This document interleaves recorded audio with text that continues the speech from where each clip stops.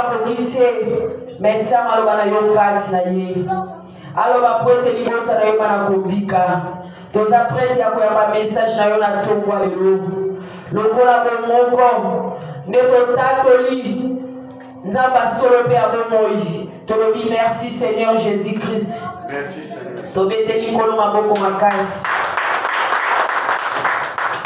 Amen. Amen. Tovandi na kombo na Yesu.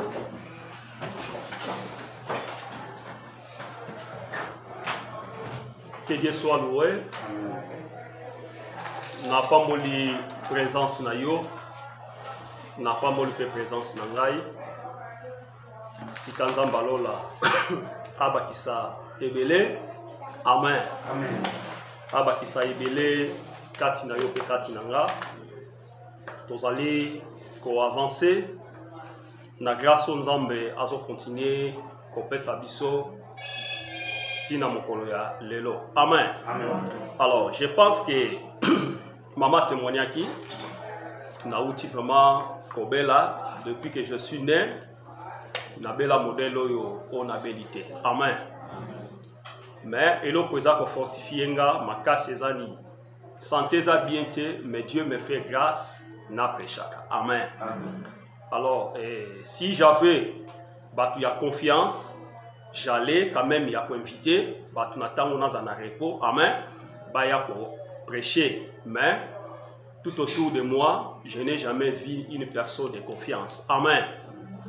Kotoyebi, c'est que nous avons traversé dans cette église concernant Basal Nzambe.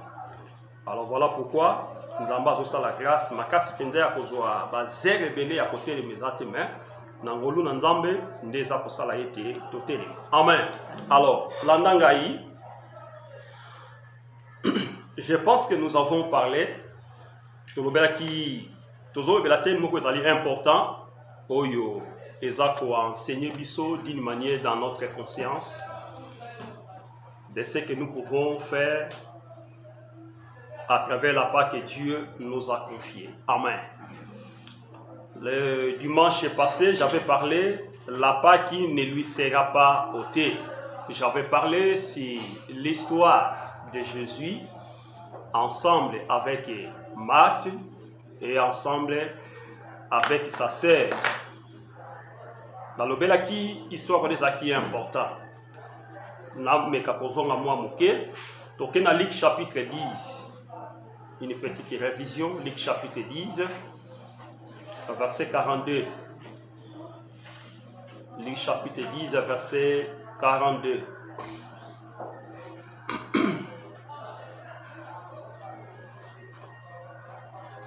Tobandana verset 39. Luc chapitre 10, Tobandana 39. La Bible dit, elle avait une sœur nommée Marie, qui s'étant assis au pied du Seigneur, écoutait sa parole. Verset 40. Marthe, occupée à divers soins domestiques, survint et dit, Seigneur, cela ne te fait-il rien que ma sœur me laisse seule pour servir? Dis-lui donc de m'aider. Verset 41. Le Seigneur lui répondit à Marthe, Marthe, Marthe, tu t'inquiètes et tu t'agites pour beaucoup de choses. Verset 42. Une chose est nécessaire. Marie a choisi la bonne part qui ne lui sera point ôtée. C'est ça ce qui était notre thème que nous avons parlé ensemble avec vous et moi le dimanche passé. Amen. J'avais parlé des types. J'avais parlé des types de Marie et j'avais parlé des types de Marthe. En réalité, si vous lisez ou vous méditez la parole de Dieu, Marthe a cela qui est comme abété. Amen. Parce qu'il s'occupait pour bongisa ndaku, il s'occupait à bongisa kolia ya Yesu, c'est-à-dire père banda qui peut kosokola Jésus bilamba. Amen. Mais ndeko na ye Marthe à mon qui était Marie toujours attaché na Jésus na makolo na Yesu comme si aza ko aider était na makambo etalaki ya ba diversité, c'est-à-dire ba makambo mike ndenge za kananda pebi na ndako ezana ba diversité ya ba travail ya kosala ko sokola basani bilamba ko repasser donc ko sala ce qui est un peu important. Amen. Voilà pourquoi Marthe ayaki epai na Jésus ayebisi Jésus ozomona te ke misala on azosala ngai moko est-ce okoki koyebisa Marie te amekape koyede ngai par rapport à misala nazosala d'une manière Marthe pasalaki mabete. Alléluia. Asalaki mabete asalaki pe eloko malamu mais Jésus amonaki plus important ozaki utile oyo Marie abanaki kovanda na makolo na ye koyoka liloba na Nzambe. Alléluia. Nalobaki lelo kovanda na makolo na Yesu Masia eza ko symboliser biso église. Alléluia. Mutu soki avandi na makolo na Yesu ça l'église.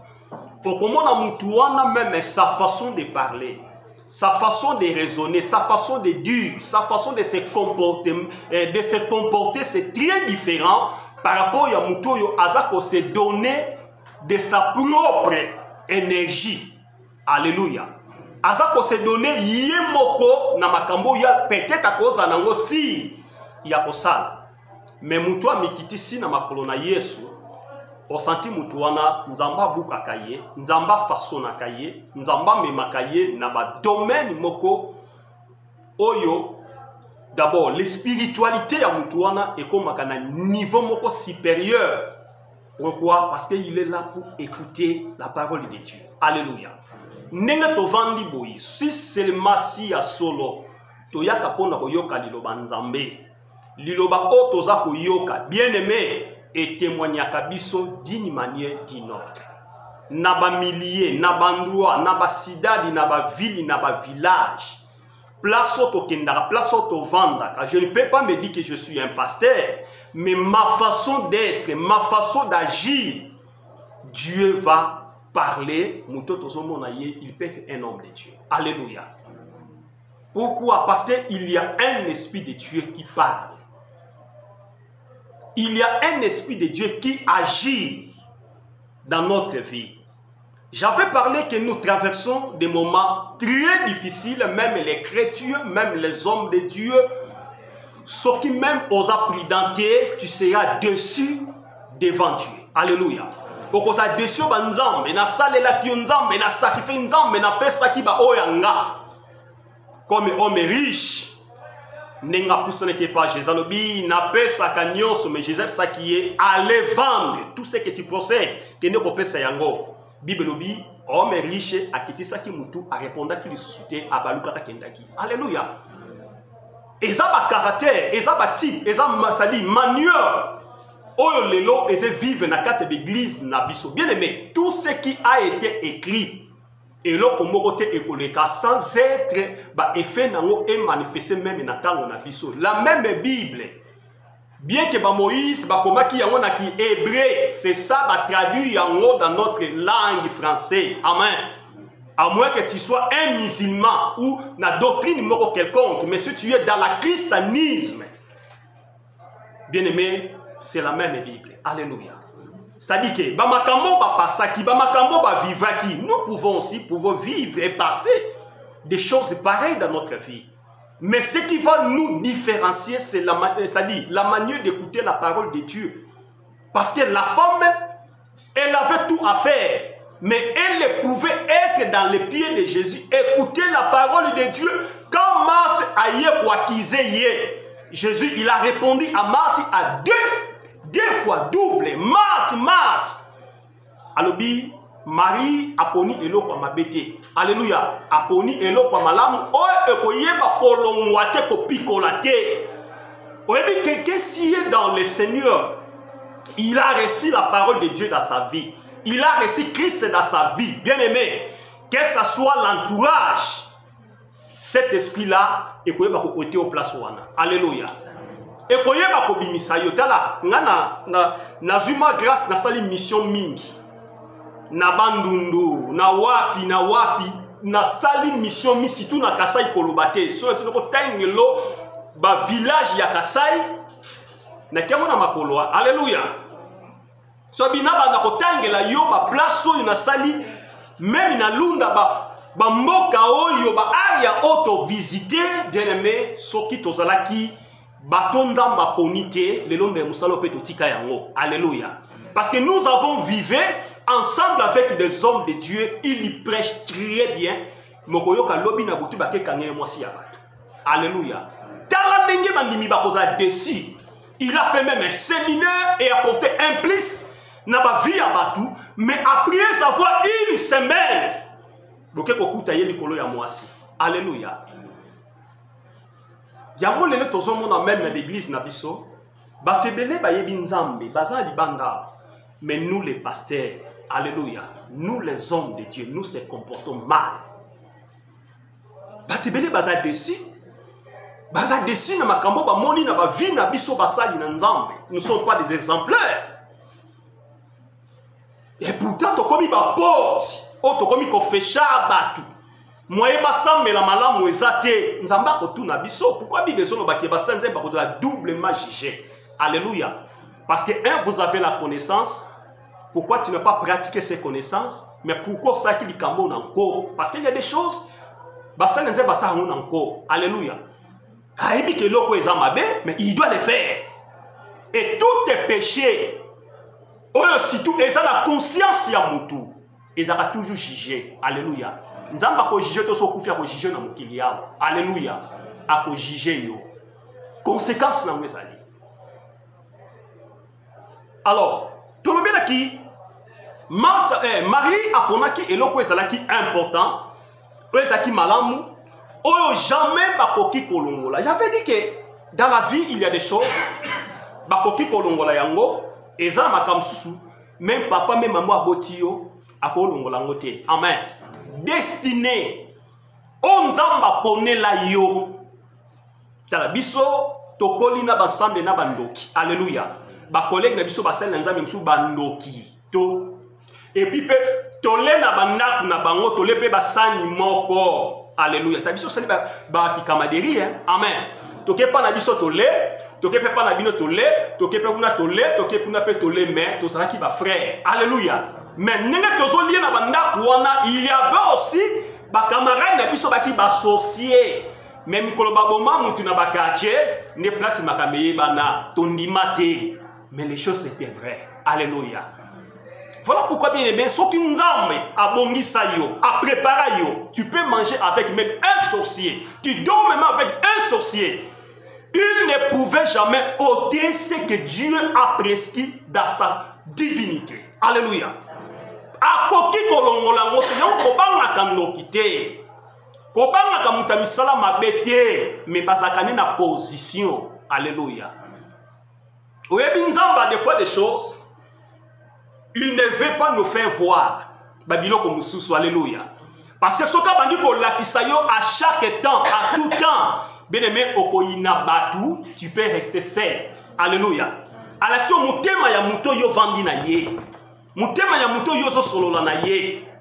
À l'action mutema na ye. Tala mutema na ye. Tala makambo solo li me. Tala projet ya zana. Alléluia. Orozanga ko vivre na batu. Orokoma ke o vivre yo moko seul. Mais en réalité, Moutou a vivakana batu. Alléluia. Après avoir Dieu a pamboli Adam, a tié même minakati na jardin d'Éden. La Bible dit l'homme il était bon, agréable, mais il se sent qu'il est seul. Nzambe lokola za Nzambe dans sa divinité, il a vu que non, il manque quelque chose à cet homme. Amen. Mais Seigneur ina sale la ye bopanzi na ye.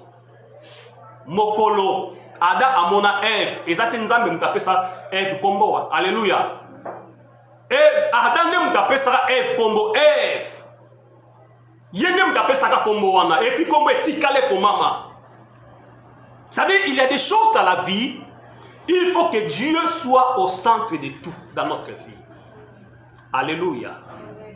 Il faut que nzamba zala na centre ya makambo nyonso ya vie na yo. Nde okomona voix na nzambe. Nde komona luboko na nzambe. Na bisa biso loko moko. Nzambe asalaka na brutalité te lokola ndoki lokola nganga. Amen. Mais nzambe asalaka na temps où eza convenable. Les loso kotinda kuyangangobe lobby tomonio somi camion. Alléluia.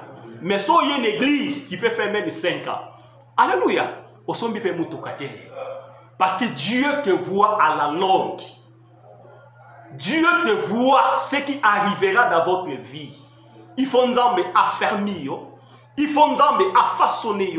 Il faut nous arranger. Il faut nous appeler ça appeler ça persévérance. À côté ça misisa. Na bomo ina yo. De manière que on l'a l'esprit wana. Katina yo. Alléluia. Et cet esprit, yango ekoye bakosala yo est vrai homme.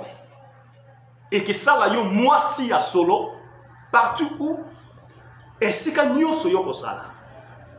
Bazo témoigner nzambe na misala o bazo mona katina yo. Alléluia.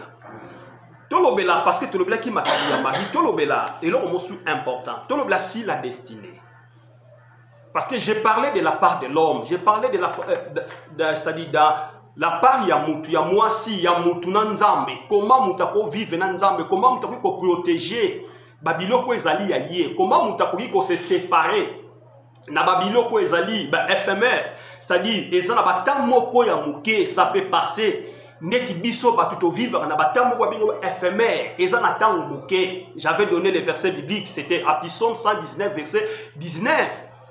David azolobake mutu aza étranger na kati na mokili mais akoki ko bomba te na tango azo vivre onzamba te kati na ye, il faut à pratiquer yango parce que ozali étranger nalbaki un étranger ata oboti moi ata ozi mukanda mais mukanda na yo ekezala différent na mwana na brésilien d'origine. Amen. Document no kezala différent na oyo abotami yawa koli yawa na biso toye na bano toboti pour mona ba document na biso ezala différent. Pourquoi tu es un étranger? Alléluia. Donc et pas nzambe ezane ngwana. Donc ndenge toya ngwana toza ba document oyo ezali ya étant que un étranger. Okovanda kasuka na suka te. Il y aura un temps tu dois laisser cette terre. Sokozi grâce Nzamba sali ngolu okomi ya lever. Alléluia. On a levé bou. Olatiko Théophanie soko zingolante okufi pena ndenge tokenda kunda mutu mais molimo na yo tango ze katama eke na senda Abraham Nzamba tini ba ange ba ke ba protéger yango. Alléluia. Autre na kundeza nzoto.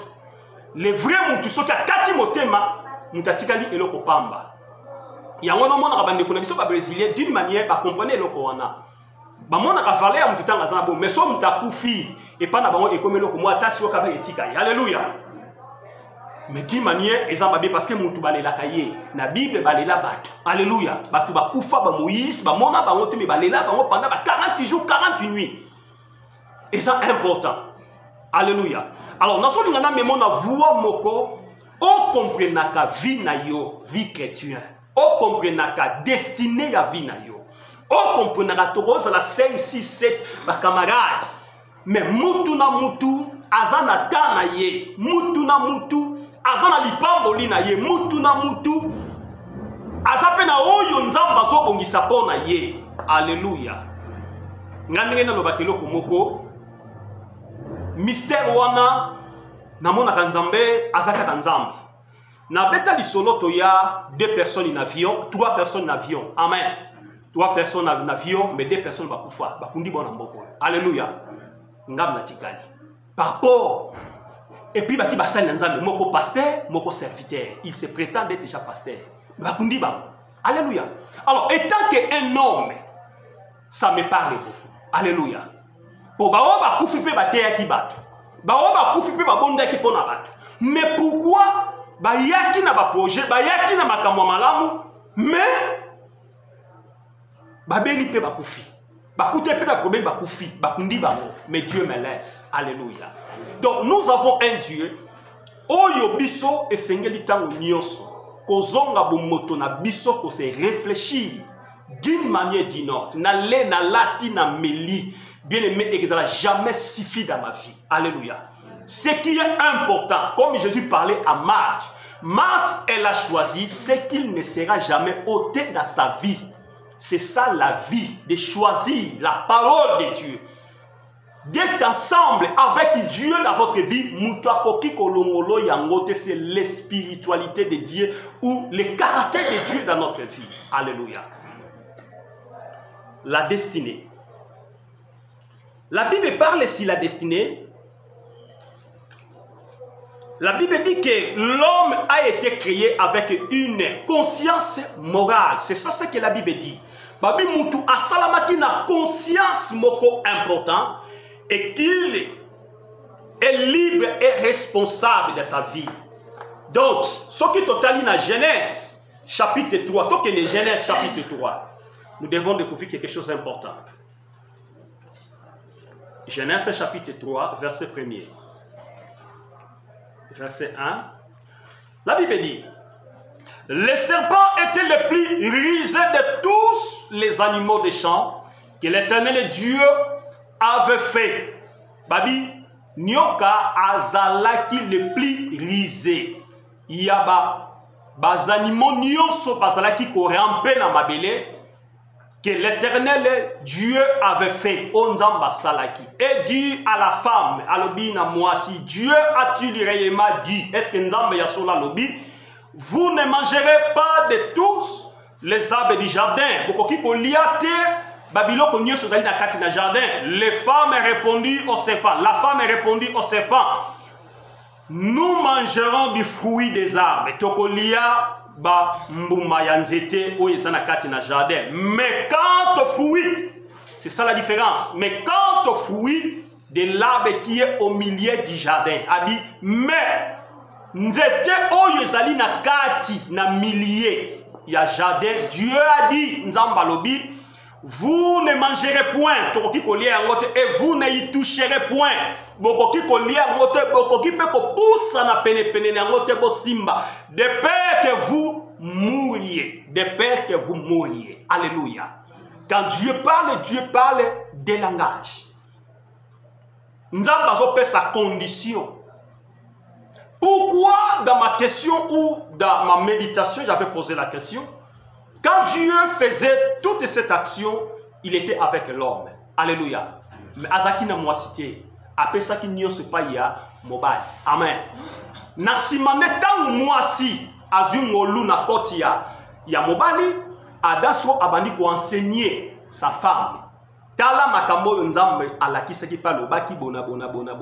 Mais pourquoi j'avais posé la question moi-même? Les serpents les plus anciens, c'est-à-dire les diables. Alléluia. Aïe et pas ya mobalité, mais aïe et pas ya moisi. Alléluia.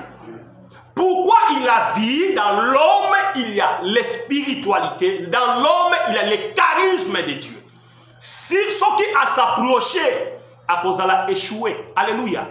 Mais Seigneur n'est pas les sentiments de l'homme. Les sentiments de l'homme, c'est quoi? C'est la femme. Alléluia. On est mutu alingaki. On est mutu alingaki. En réalité, ce n'est pas Dieu qui a choisi. C'est l'homme qui a choisi la femme. Et c'est l'homme qui a donné même le nom de la femme. Alléluia. Alors, ce qui n'a qu'un mobile azan nzambe. Na koki kolonga yete, mais il faut na keni nanzela na moisi. Si vous lisez, beaucoup de la conversation entre le serpent et la femme. Alléluia. Ce n'était pas boye, c'était au niveau de la pensée. Alléluia. Le diable à travers la pensée. Mutasala kalisumu na pensée. Alléluia. Pensée ne ebimakana réaction. Na beso moni mutabomi et si abomaki déjà na makanisi. Amen. A manifester yango sikone emonani. Et ça na likambo sala baka brusquement na vie ya mutu ezalaka te. Oyebi nzambe soko asali yo grâce. Avant même likambo komela yo, Dieu va envoyer une film. Alléluia. Soko ça sensible. Akoya ko lanso likambo. Likambo peut-être il y a une semaine, peut-être il y a un mois, peut-être il y a 2 mois, peut-être il y a une année. Soko sali attention à likambo wana te on néglige yango. Sache qu'un jour est pas accompli. Et puis, mukolo se kokisama ne mukolo yo oza révélation. Ozongi na pensée oyo monaka. Ozongi na likambo yo na soki na tiraki attention makambo na mona déjà c'est déjà fini. Alléluia. C'est déjà fini. Le diable travaille au niveau de la conscience de l'homme. Et voilà pourquoi la Bible dit qu'en réalité, dans l'homme, c'est l'esprit. L'esprit travaille dans la conscience. Si nous aimons nous-mêmes, bien aimé, nous serons des hommes, c'est-à-dire, d'une manière, il y a caractère. Alléluia. Et si vous avez dit que vous avez alléluia. Au mitali yo mo pita ke yo zo été.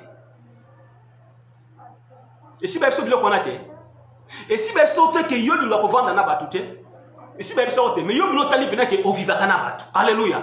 Mais ça na batu zo ba ke mutu wana pesa batu mbote mais yo no bige na pesa batu mbote. Alléluia. Bien aimé, nous devons faire beaucoup d'attention. Donc, il est dans le verset 4. Alors, laissez pas dire à la femme, vous ne mourriez point. Alors, c'est pas seulement dans moi si beaucoup faté. Tant que vous, avez compté dans mon bal. Parce que les femmes déjà a comment qui faible. Alléluia. Elle était déjà enseignée la doctrine. Yakobi mana pensé dans Nzambi parce que avant naki ko yoka ko méditer makambuana mais pourquoi Nzamba pekisi apesi sur ma pekisi loko ezana centre il faut te découvrir et aya kosi alobi soki kaka bolembu mana boko malokola ye donc c'est ka bomela bino yangwana mais les jours baliambuma nde basate ke balaka mitaka là alléluia vous m'excusez un peu pour tous apena baleki amen. Et qui t'a pris c'est ça la conscience. La conscience est morale qu'il est libre et responsable de ces deux actes de faire. La conscience yamutu n'est responsable de la vie en moto bien aimé. Ne tozalia watoza mikolo toyebi mabe na malamu doso sali mabe yondo liwo sala mabe alléluia oyebi pena ki no oyo eza mabe o na ko sate me ofuna simba yango. Alors na verset 5 balobini mais Dieu sait que mais yoka nzamba yebi les jours où vous mangerez vos yeux on a le diable hein, les serpents azoloba vos yeux s'ouvriront et que vous serez comme des dieux. Boko comme lokola banzambe, c'est-à-dire lokola ye. Sotali die wana eza Dieu ya de ya boité, ya minuscule. Connaissant les biens et les mal. Boko yeba malamu pe mabe. Kandenga yebise ba mpe mukolo balia kinde ba yeba kisigo benake, nzoka nde basana bango bolumbo. Alléluia. Oyebi mukolo mutasala kama bende mukolo place muta ayeba ko se découvrir que nzoka nelo na sali boy qui résultat na yango yo. Alléluia. La destinée.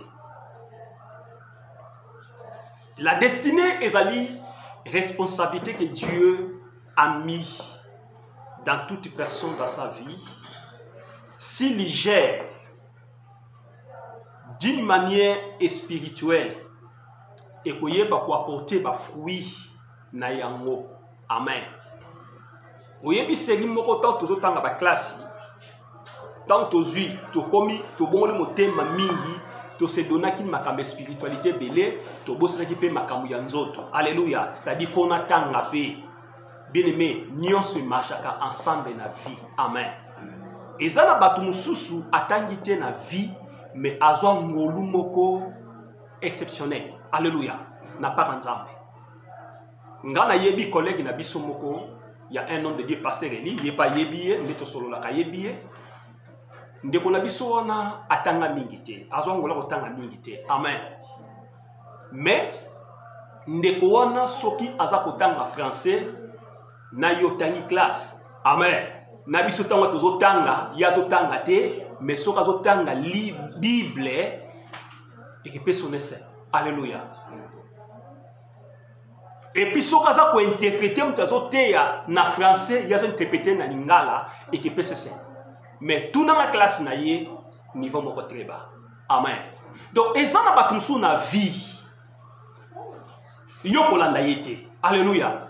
ezali destiné ya vie na ye ndenge nzambe amemelaka ye ndenge nzambe alingi azala me mutu mosusu na vie mpo yo ozala malamu mpe fotanga classe intelligence ya classe na koyeba nzambe ekomema yo mpe na badiversité bavie moko ya malamu. Alléluia. Na vie eza ndenge wana. Donc na vie tokoki ko négliger te nyonso etant ke bato il faut to se combiner tout ensemble. Nazo luka nazo bondela mpe nzambe. Alléluia. Naza kosala napesa biso exemple moko ya oyebi surtout biso ba pasteur oyo tolekaki na Angola tant que na Brésil tokoka te. Alléluia. Tokoka te pona nini? Parce que nous avons donné l'esprit ya mbongo. Alléluia. Côté ya batute. Côté ya batute malam. Amen. Tolingi kaka côté ya makambete ali mbongo poto koma na bambongo. Mais tant to yé na Brésil, oyebi na même ba collègue nous ba passer ba mona kinga donc na support moko ya ba brésilien à travers ba brésilien on a TTT l'église ya bonge bela ba brésilien soit passer soit bi ah passer ba moi tin na passer fidèle fond la biso portico na batuna yo bona ngabitande konanga ko fond la no portier ba bete me kuna mukolokete akuna soki na memio mema transport na yo aller na nini na retour. Alléluia. Abi oh, on oublie ngabi mema transport na yo ya alena retour et puis 1000 là.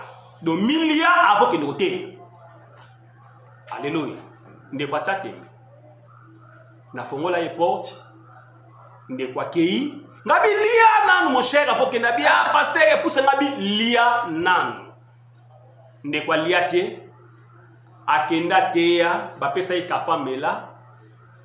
Tango azongi na peni awa azangi transport akomi ko senga transport songa mukola songa ki akutanga bi ndolo. Alléluia. Abi ndolo